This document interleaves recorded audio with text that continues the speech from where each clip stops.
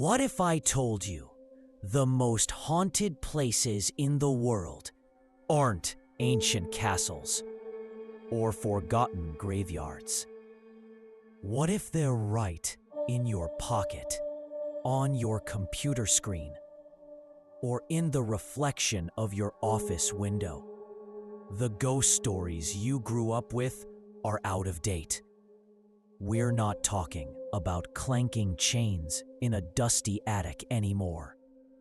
We're talking about spirits that leave voicemails, figures that show up on security cameras, and entities that seem to understand our technology better than we do.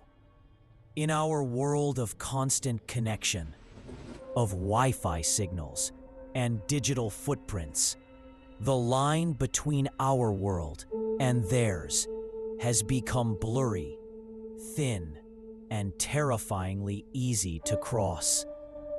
We're going to look at the stories, the encounters, and the digital evidence that suggests ghosts have evolved right along with us. What happens when the paranormal isn't just haunting houses, but haunting our entire modern lives? Chapter 1: The Ghost in the Machine. We trust our technology. We rely on it for everything. We take pictures to capture a moment forever. We send texts to connect instantly. We record videos to save a memory. But what happens when that technology captures something that wasn't supposed to be there? Something that doesn't belong. This isn't about a simple glitch or a corrupted file. This is about the chilling moments when our devices become a window to somewhere else. Let's talk about a woman named Sarah. Sarah was on vacation with her friends, a trip they'd been planning for months. They were at a beautiful, sunny beach, taking dozens of selfies, laughing, and just having a good time. It was the kind of perfect day you want to remember. That night, back at their rental house, she was scrolling through the photos, deciding which ones to post online. She stopped on one picture. It was a group shot. Everyone smiling, the bright blue ocean behind them. But it wasn't the ocean that caught her eye. Standing just behind her friend, a little to the side, was another person. It was a man, pale and tall, wearing strange, old-fashioned clothes that looked completely out of place on a modern beach. He wasn't smiling. He was just staring directly at the camera, with a look on his face that was empty. Sarah's first thought was that it was just a random person who walked into their shot, a photobomber. It happens all the time. But the more she looked, the more she felt a cold knot tightening in her stomach. She zoomed in. The man was slightly transparent. You could see the waves of the ocean right through his body. And his feet weren't touching the sand. He was hovering just slightly above the ground. She showed the photo to her friends. They all went silent. They passed the phone around, everyone staring at the impossible figure. No one remembered seeing him on the beach. They had been in a relatively empty spot. They would have noticed someone dressed like that, standing so close. They tried to rationalize it. Maybe it was a weird reflection of the sun, a lens flare, a strange digital glitch from the phone's camera. But it looked so real. It had a face, eyes, clothes. It was a person. They spent the rest of the night nervously joking about it, calling him their ghostly photobomber. But no one was really laughing. The feeling in the room was heavy and scared. When Sarah got home from the trip, she couldn't stop thinking about the photo. She posted it on a forum online, one of those places where people share paranormal stories. She asked if anyone had ever seen anything like it. The replies started coming in. ... Some people were skeptical, of course, offering technical explanations. But others shared their own stories. Photos with extra hands, videos with strange shadows, faces appearing in the reflections of windows where no one was standing. Then, one comment made her blood run cold. Someone who lived near the beach where the photo was taken sent her a private message. It contained a link to an old news article. The article was from the 1950s. It was about a man who had gone missing from that exact stretch of coast. He had walked into the ocean and was never seen again. The article included a picture of the missing man. It was him, the man from her selfie. Sarah deleted the photo from her phone, from her computer, from everywhere. But she couldn't delete it from her mind. That perfect, sunny day at the beach was now tainted by a dark memory. A memory of a man who shouldn't have been there, captured by a device that saw something human eyes missed. It makes you wonder, doesn't it? How many of our own pictures have a hidden guest we never noticed? This kind of thing, where spirits seemingly interact with our electronics, is a huge part of modern paranormal encounters. It's often called instrumental transcommunication, or ITC. The basic idea is that spirits can manipulate energy, and our world is filled with electronic devices that run on it. Radios, televisions, computers, and of course, our phones. It's like we've accidentally built a global communication network for the other side. Another very common and very personal type of digital haunting involves text messages. Think about it. Your phone is with you all the time. It's your most personal device. Stop. Now, imagine getting a message from a number you know well, a number that shouldn't be active anymore, a number that belonged to someone who has passed away. There's a well-known story about a young man named Jack, whose fiancée Emily died in a car accident. He was devastated, completely lost. In the months after her death, he kept her phone. He couldn't bring himself to cancel the service. It just felt too final. He would charge it every few days just to keep it on. Sometimes he would scroll through their old messages, look at her photos. It was his way of keeping her memory close.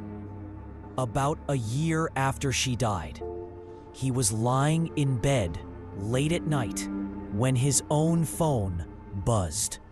It was a text message.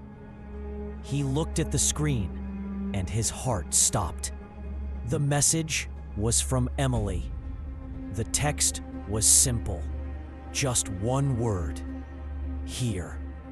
He stared at it, his hands shaking. It had to be a mistake. A glitch. Maybe her parents had her phone and sent it by accident. He texted back, "Who is this?" There was no reply. The next day, he called Emily's mom. He asked her, trying to sound casual, if she had Emily's phone. She said no. She had given it to Jack. She confirmed the phone had been turned off and stored in a box in his closet for months. He hung up, feeling dizzy. He went to his closet, dug through the box, and found it. Emily's phone. He pressed the power button. The battery was dead. Completely dead. It hadn't been charged in almost a year. So how could it have sent a message? Over the next few weeks, it happened again. Random one-word texts from her number. Cold, miss, love. Each one felt like a punch to the gut. It was both comforting and absolutely terrifying. Was it really her, or was it something else? Something pretending to be her? He never found an answer. The messages eventually stopped as suddenly as they started. But he was left with the terrifying knowledge that the walls between our world and the next are not as solid as we think. And sometimes a single text message can cross that divide.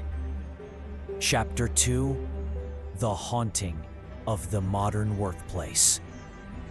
We spend a third of our lives at work. For many of us, that means a modern office building.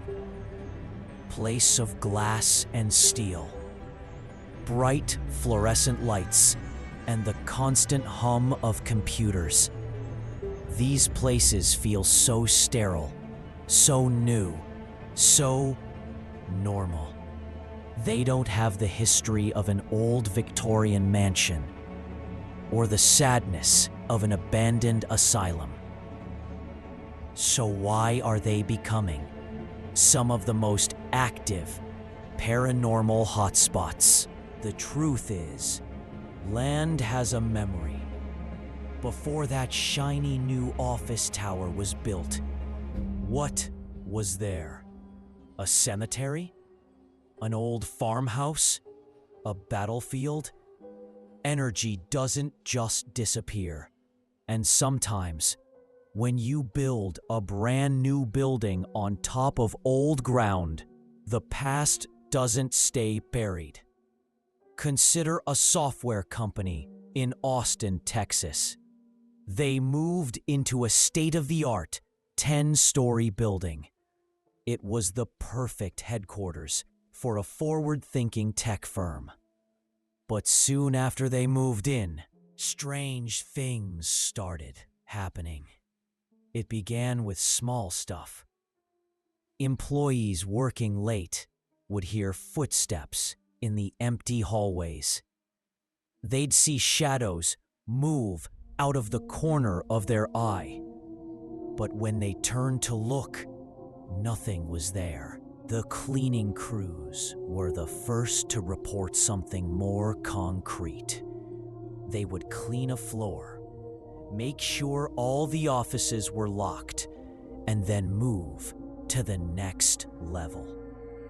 When they returned, they'd find chairs pulled away from desks, papers scattered on the floor, and coffee mugs moved to the other side of the room. They started getting scared, refusing to work alone at night. The activity seemed to center on the 7th floor. People on that floor complained that it was always cold, even when the heat was blasting. The elevators would act weirdly, too. An employee would get in on the ground floor and press the button for 7. The elevator would go up. The doors would open on the 6th floor or the 8th. Sometimes it would go all the way to the top floor, open to an empty hallway, and then go all the way back down to the lobby without ever stopping at 7. The real turning point came when the company installed a new security system with motion-activated cameras.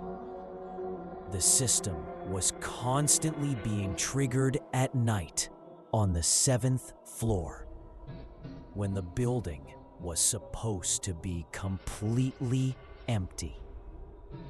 The security guards would watch the playback. They saw nothing, just an empty office. But the system insisted something had moved. One night, a guard was watching the live feed when he saw it. For just a split second, a dark figure walked past the camera in the main corridor of the 7th floor. It wasn't a shadow. It was solid. It moved with purpose, walking from one end of the hall to the other, before simply vanishing. He rewound the tape. He watched it again and again. It was undeniable vanishing. He rewound the tape. He watched it again and again. It was undeniable. The company, worried about the well-being of its employees, finally did some research into the history of the land. They discovered that in the late 1800s, a small family homestead had stood where their building was now. The family had suffered a terrible tragedy. The father, a man described as tall and imposing, had lost his mind with grief after his family died from a fever, and he refused to leave his property. He died there, alone. It seems he was still refusing to leave. This isn't an isolated incident. All over the world, there are stories of modern workplaces with unseen employees. In a Chicago hospital, nurses on the night shift in the pediatric ward report hearing a child's laughter in the playroom long after all the children are asleep. They sometimes find toys arranged in a circle on the floor in the morning. In a London call center, employees regularly hear a woman whispering, as if she's on a call right next to them, but no one is there. They say you can sometimes hear her through the headsets, a faint voice under the customer you're actually talking to. These places are filled with emotion and stress. Hospitals especially are sites of intense life and death moments. The energy of that joy, that pain, that fear, maybe it soaks into the walls. It creates what investigators call a residual haunting. It's not a conscious spirit, but more like an echo, a recording of a past event that plays over and over again.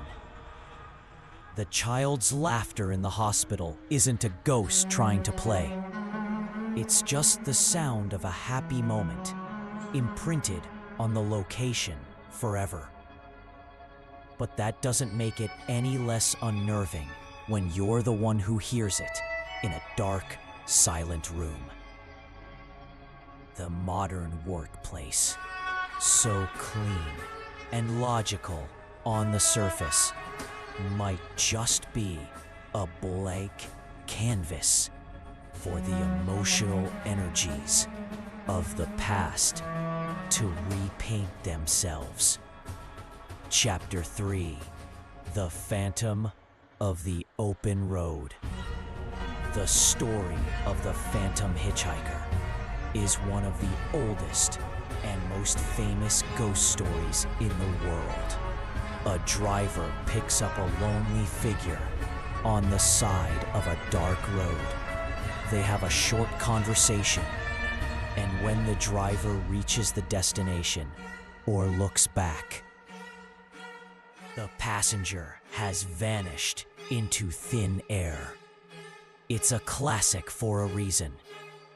But how does a story like that survive in the age of GPS, rideshare apps, and dash cams? It adapts. The core of the story remains the same: a mysterious passenger on a lonely journey. But the details have changed. Let's talk about a rideshare driver named Mike. It was a slow Tuesday night, around 2 a.m. He was about to call it a night when he got a ping. The pickup location was on a quiet residential street, and the destination was a cemetery on the other side of town. A bit weird, for sure, but a fare was a fare.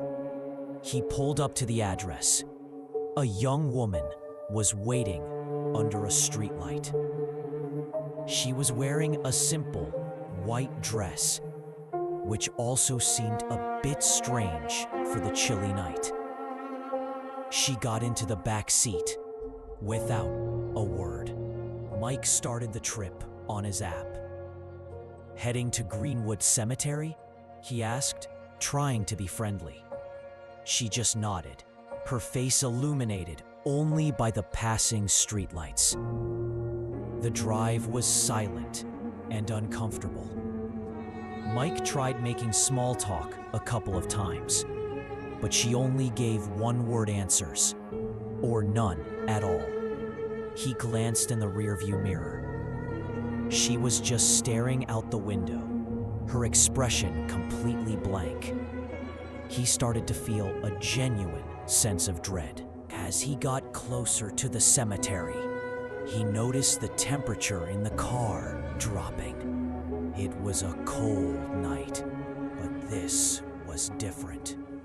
It was a deep, penetrating cold that made the hairs on his arms stand up. He checked the heat. It was on full blast. Still, he could see his breath in the air. He pulled up to the main gate of the cemetery. It was locked for the night. "This is as close as I can get you," he said, turning around to face the back seat. The back seat was empty. He froze. He hadn't heard the door open. He hadn't heard anything at all. When he got home, he reported the incident to the rideshare company, knowing how insane he sounded. They were confused, but eventually just canceled the fare. But Mike couldn't let it go. He looked up the name of the woman from the app. An online search brought up an obituary. It was her, the woman in the white dress.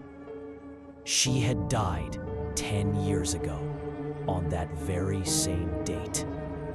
She was buried in Greenwood Cemetery. The technology didn't prevent the haunting, it just recorded it. The app logged the trip. The GPS tracked his route. The system registered a passenger that by all logical accounts wasn't there. And it's not just passengers. Sometimes it's entire vehicles. With the rise of dash cams, we're starting to see footage of these encounters. There's a famous video from a highway in Singapore. A car is driving along in the rain at night. Suddenly, another car seems to materialize out of nowhere. cutting right in front of it. The driver slams on the brakes, bracing for impact. But there is no crash. The other car simply drives on for a few seconds before fading away and vanishing completely. The dash cam caught the whole thing. There's no explanation. It wasn't a projection. It wasn't a trick of the light. It was a solid-looking car that just ceased to exist. These stories tap into a very primal fear. Driving at night, especially on a long, empty road, can feel like you're in your own little bubble, separated from the rest of the world. The road ahead is dark. The world outside your windows is a blur. It feels like anything could happen. These modern road ghosts remind us that even inside our metal boxes, surrounded by technology designed to keep us safe and on track, we can still encounter things that are ancient, unexplainable, and utterly terrifying. The old legends haven't died. They've just learned how to use the fast lane.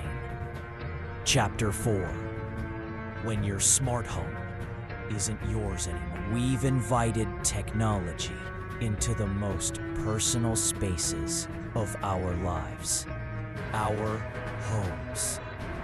We have smart speakers that listen to our commands, security cameras that watch over our property, and lights that we can control from our phones. We did it for convenience and security. But we may have inadvertently opened a door for something else to come in. We've essentially wired our homes for haunting. Imagine this: you're home alone, reading a book in the living room. It's quiet. Suddenly, the smart speaker in your kitchen starts playing music.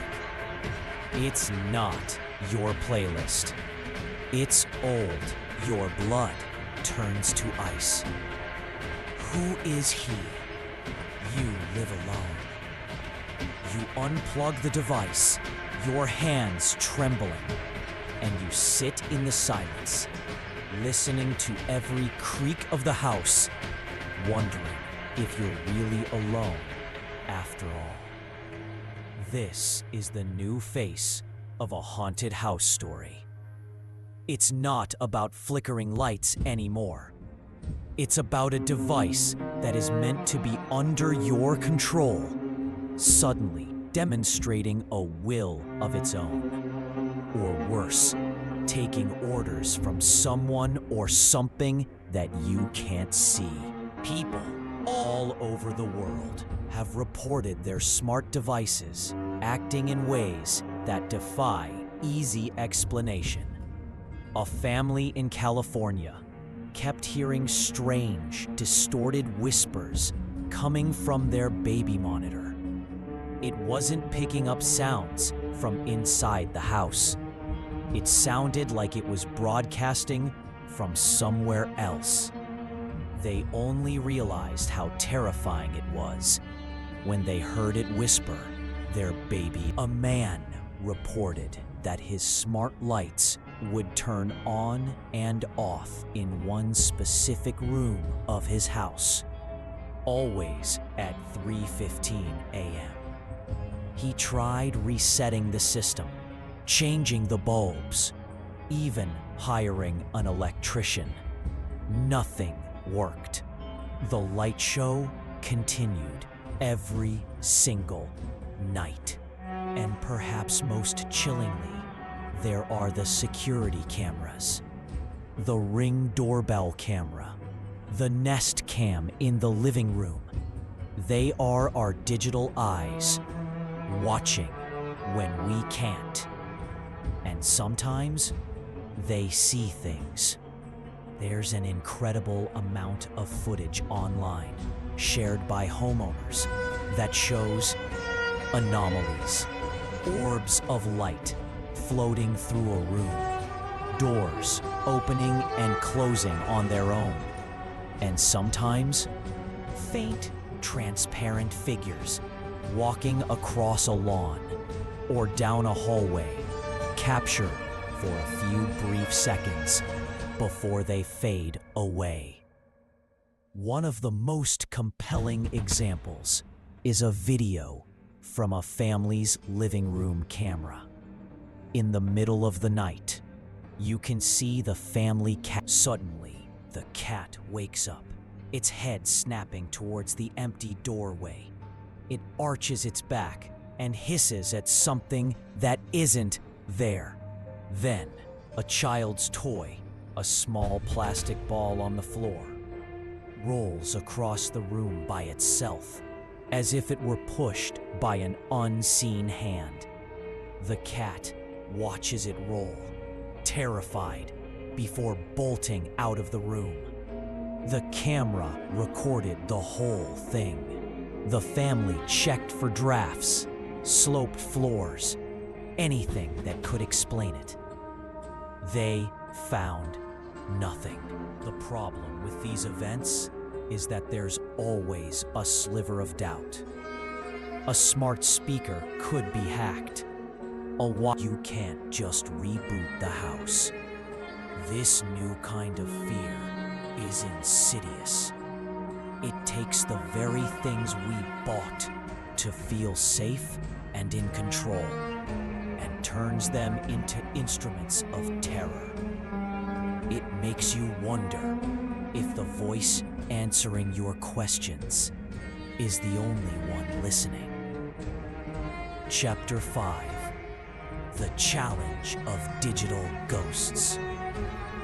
So, we have all these stories, all this supposed digital evidence, photos, videos, audio recordings, text messages. It seems like we should be closer than ever to proving that ghosts are real. In the old days, a haunting was just a story. One person's word against another's.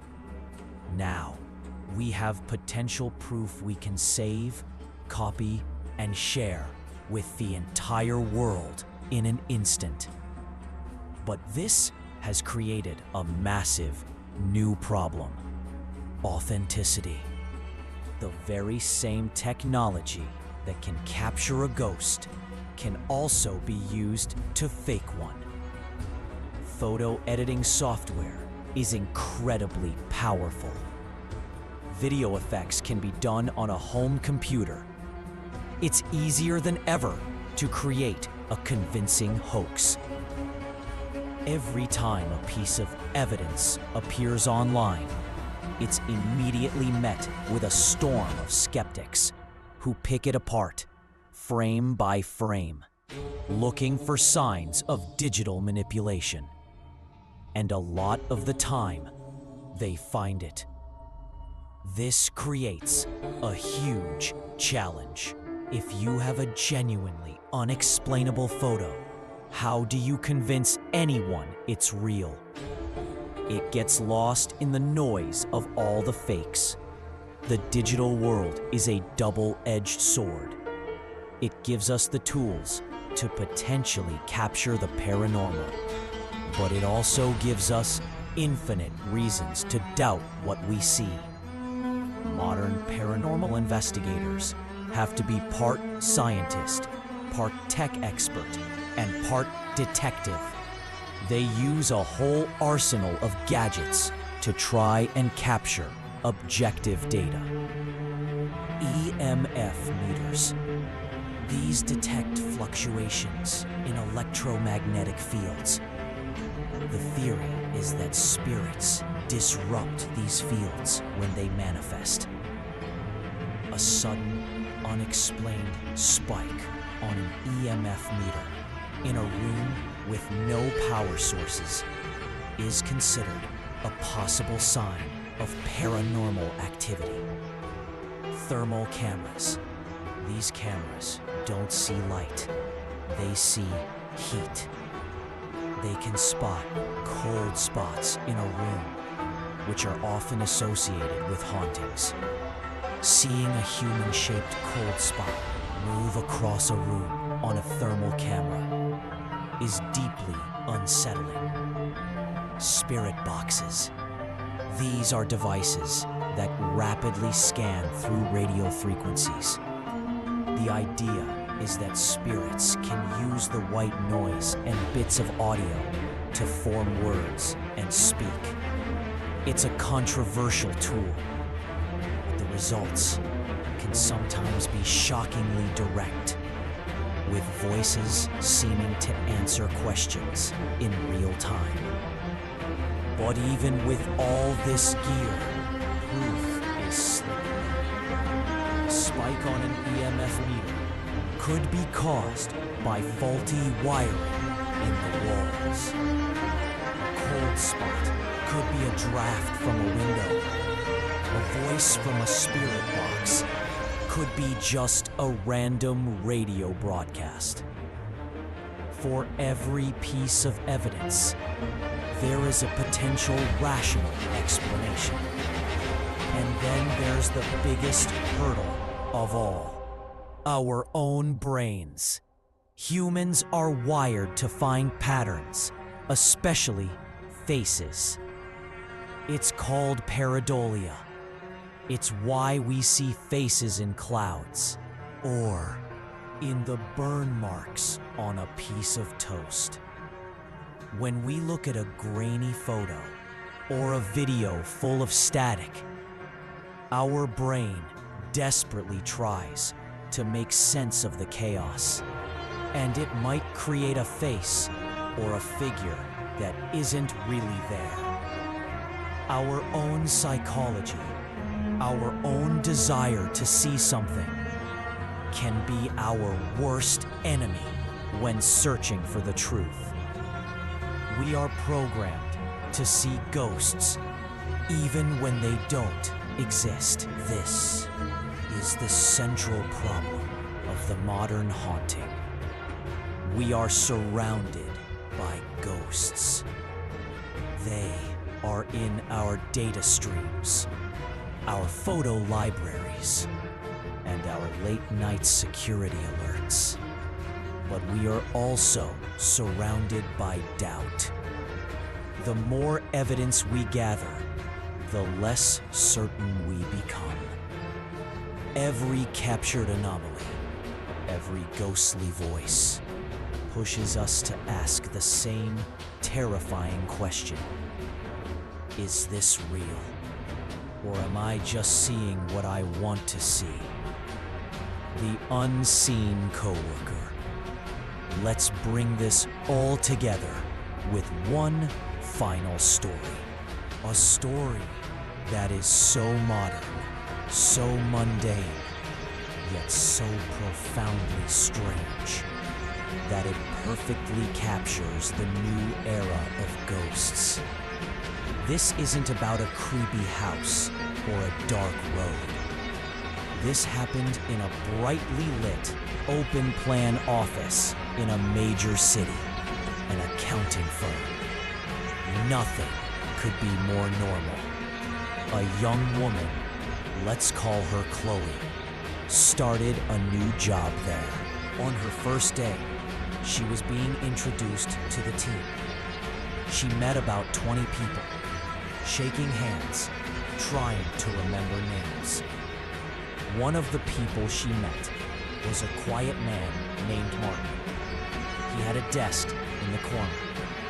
He seemed nice, if a little shy. Over the next few weeks, Chloe settled in. She would see Martin every day. She'd say good morning to him. He would nod back. He was always at his desk, working diligently. He never went for lunch with the group, and he was always one of the last to leave. She noticed that other people didn't really talk to him. She figured he was just a very private person. One afternoon, Chloe was working on a difficult report and needed to ask a question about a specific client account. The manager, who usually handled it, was on vacation. Her co-worker suggested, "Oh, Martin used to handle all of that. You should ask him." So Chloe walked over to the corner desk. But Martin wasn't there. His desk was completely empty.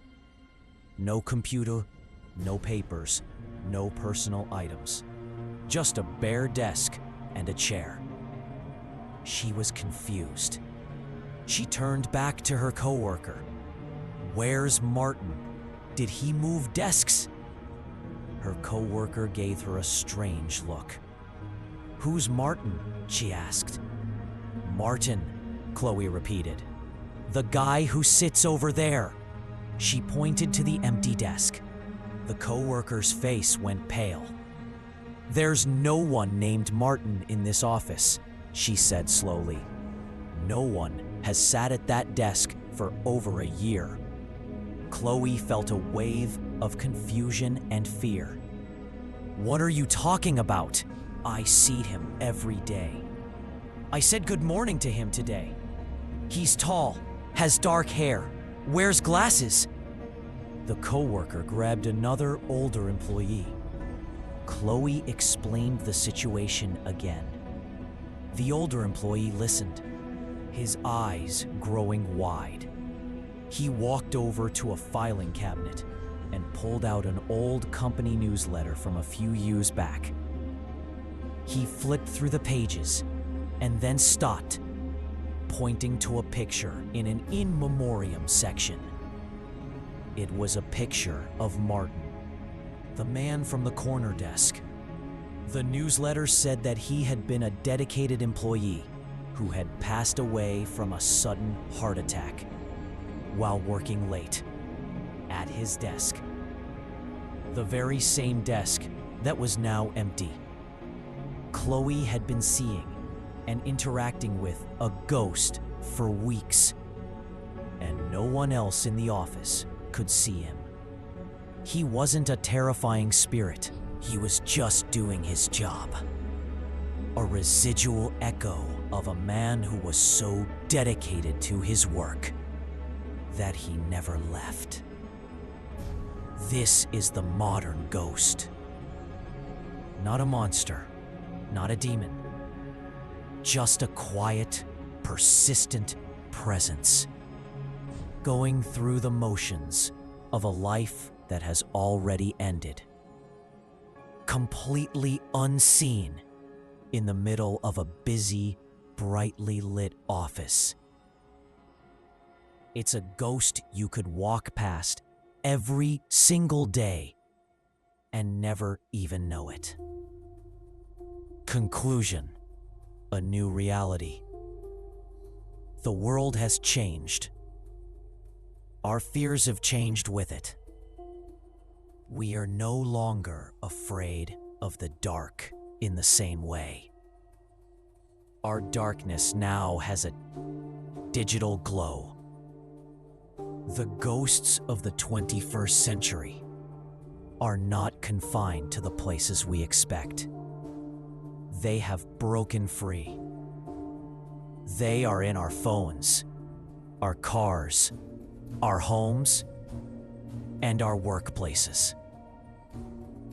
They exist in the spaces between our digital and physical lives. The stories we've explored today, from the photobombing spirit on a sunny beach to the phantom coworker in a corporate office, show us that the paranormal has adapted.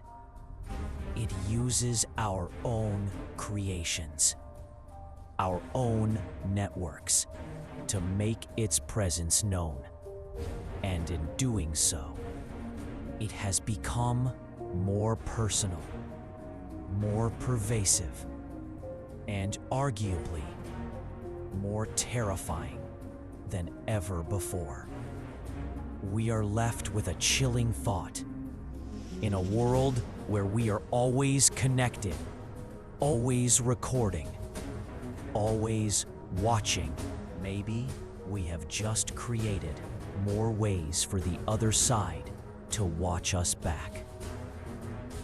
The evidence is blurry. The science is uncertain. But the experiences are real to the people who have them. The next time your phone glitches, your smart speaker acts up, or you see a strange figure on a security camera, you'll have to wonder, is it just a bug